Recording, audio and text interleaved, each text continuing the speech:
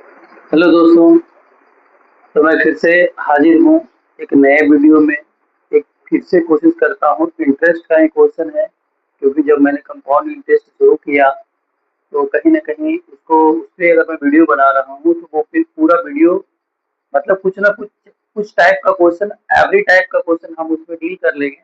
ठीक है? उसके बाद ही हम दूसरे वीडियो पे जाएँगे। एक देखिए, हमारा एक क्वेश्चन दिया हुआ है, जैसा कि आप देख रहे हैं। So the difference between the CI and SI on a certain sum of money at 10% per annum for 2 years is 500. Find the sum when the interest is compounded annually.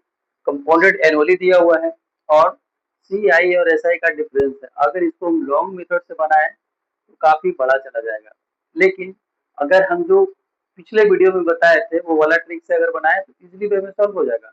कहीं पे कोई दिक्कत आने वाली नहीं है। तो हम बात करते हैं कि सर ये सिंपल इंटरेस्ट है और ये हमारा CI है। बोल रहा है CI बड़ा होता है, कल हमने बताया था कि CI अगर 1 साल से ज्यादा का बात हो तो बड़ा होता है। सही है ना? तो डिफरेंस दिया हुआ है तो मतलब CI माइनस SI वैल्यू दिया हुआ है। कितना दिया हुआ है? 500 रुपीज। 500 रुपीज। तो CI 2 साल के लिए डील करेंगे क्योंकि P हमको पता नहीं है। तो CI का बात करते हैं सबसे पहले। CI का बात करते हैं। इसमें P कितना रहेगा? तो लेट P बी एक्स, क्या मान लेते हैं? लेट P बी क्या? एक्स। सही है। तो CI P को हमने एक्स मान लिया। यहाँ पे टाइम दिया हुआ है 2 ईयर्स। टाइम कितना दिया हुआ है? टाइम जो दिया हुआ है वो 2 ईयर्स का दिया हुआ है। और रेट जो है वो हमारा क्या है? रेट जो है 10%।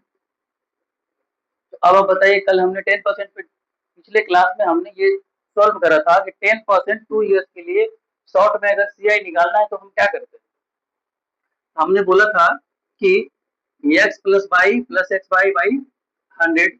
अब ले लीजिए 10 + 10 + 10 इंटू 10/100 कितना हो गया? 21% हो गया सर। तो CI क्या निकलेगा? तो CI निकलेगा P ऑफ दोनों का कंबाइंड जो आया वो उतना परसेंट। तो CI अगर हम निकालने की कोशिश करें तो P ऑफ कितना? 21%। यही तो आने वाला है। तो कितना हो जाएगा? 21x/100। अगर हम SI का बात करें, SI में क्या होगा? तो सर आपने P को माना है x, तो यहाँ पे SI निकालेंगे तो P into R into T by 100। तो P को क्या बोलते हैं? P को हमने x माना है, R को 10, इसका 2, अब I क्या? 100। यहाँ से क्या आ गया? 20x/100। अब आप देखेंगे दोस्तों, यहाँ पे दिया हुआ है कि 21x/100 CI निकला है और SI कितना निकला है? 21x/100। तो डेफिनेटली हम हमारे अकॉर्डिंग टू क्वेश्चन क्या लिखेंगे कि CI माइनस SI बराबर 500 दिया हुआ है। तो 21x/100 माइनस 20x/100 बराबर 500। यहाँ से हम लोग सोल्व करेंगे। इम्प्लाइज डेट का साइन जरूर डालना है। 100 100 का एलसीएम कितना हुआ? 100 हुआ। 21x माइनस 20x बराबर कितना? 500। x/100 बराबर क्या हो गया? 500। यहाँ से 1 करेंगे, क्रॉस मल्टीप्लिकेशन करेंगे। अब आप दोस्तों बता सकते हैं कि x बराबर का मान कितना आया? कितना रुपीज? डेफिनेटली आप इसको सोल्व कर सकते हैं। सही है। तो हमारे मेथड से सोल्व करेंगे तो ये इजीली वे में बन जाएगा और कहीं पे कोई दिक्कत होने वाली नहीं है। और अगर आप फॉर्मूला याद करके रखते हैं तो आप इसका एक बहुत बेहतरीन फॉर्मूला होता है, आप उससे भी उससे और इसी चीज को अगर हम फॉर्मूला बोल रहे हैं कि फॉर्मूला पे भी डायरेक्टली पुट करके इसको देख सकते हैं। यहाँ पे फॉर्मूला होता है 2 ईयर्स के लिए, और कितना ईयर्स के लिए? 2 ईयर्स के लिए फॉर्मूला अलग होता है, 3 ईयर्स के लिए अलग होता है। सही है ना? तो CI माइनस SI इसको हम लोग डिफरेंस कर देते हैं। क्या कर देते हैं? डिफरेंस। इसका फॉर्मूला होता है, डिफरेंस बराबर क्या होता है? PR² बाई 100 का स्क्वायर। PR² डिवाइडेड बाई 100 का स्क्वायर। यहाँ पर डिफरेंस हमारा दिया हुआ है, कितना दिया हुआ है क्वेश्चन में पढ़ते हैं? 500 रुपीज दिया हुआ है।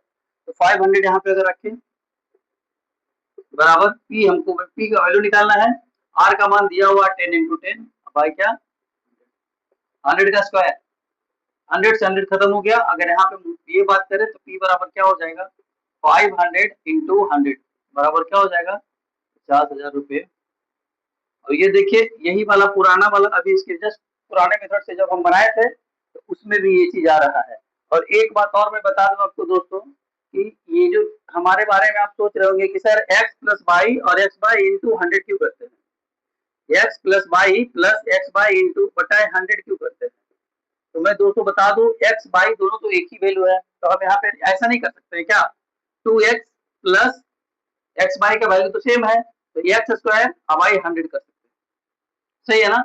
लेकिन 2 साल के लिए रहेगा तब, और रेट हमारा सेम रखेंगे तब। लेकिन जैसे ही हम 3 साल में काम करेंगे, 3 साल का आ जाएगा, तो जैसे 10% का हमने किया कि 10% को 3 साल के लिए जब हम किए थे तो क्या हुआ था,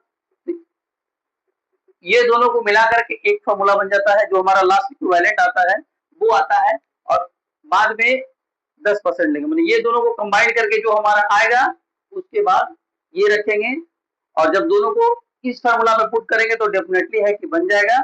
और अगर इस पे आप पुट करेंगे ये वाला फॉर्मूला पे, तो आपको पढ़ने में परेशानी होगा। तब हम बात कर रहे हैं कि इसीलिए हम इसको क्या किए थे कि एक्स और वाई अलग अलग करके हम काम करेंगे, तो हमारा और भी आसानी से बन जाएगा।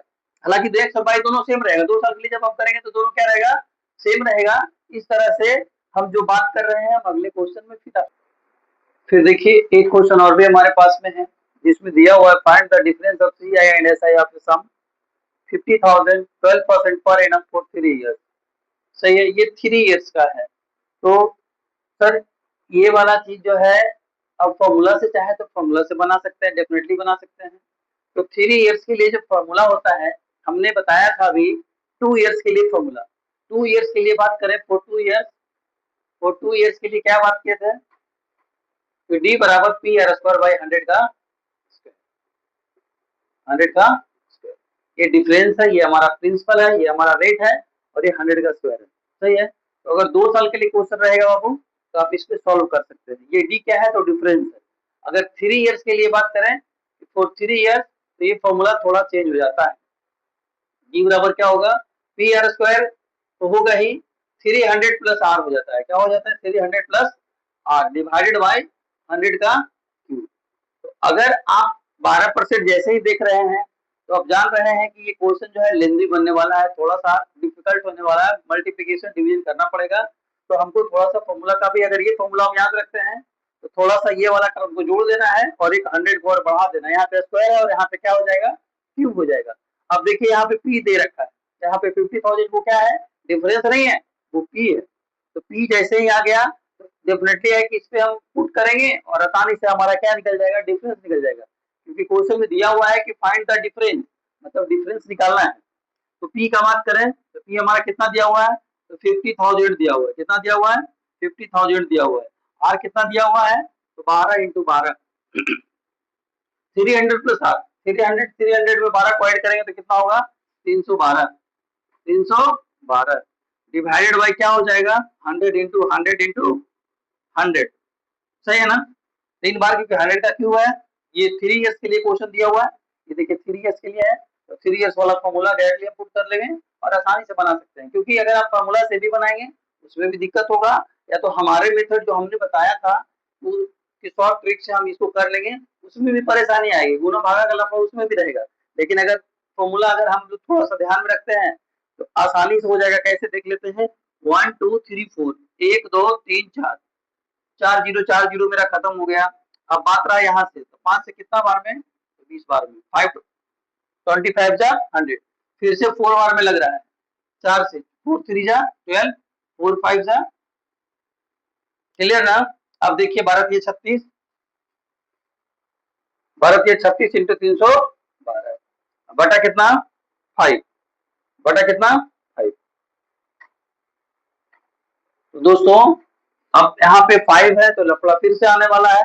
तो अगर हमारे पास थोड़ा सा मैथ हम पढ़े हैं तो क्यों ना नीचे हम 10 बना लें, इसमें हम 2 से गुना कर देते हैं और इसमें भी हम 2 से गुना कर देते हैं। यहाँ पे 10 हो जाएगा। तो 10 हम जानते हैं कि 10 जब ऊपर रहेगा तो पॉइंट के बाद एक डिजिट हम क्या करते हैं, चेंज कर देते हैं। आगे हम देखते हैं क्या होता है, 36 दूनी 72 और 312, ये दोनों को गुना करके बटा 10 कर देंगे, ठीक है ना। इसको हम आसानी से कर सकते हैं, उसको आप जो है गुना।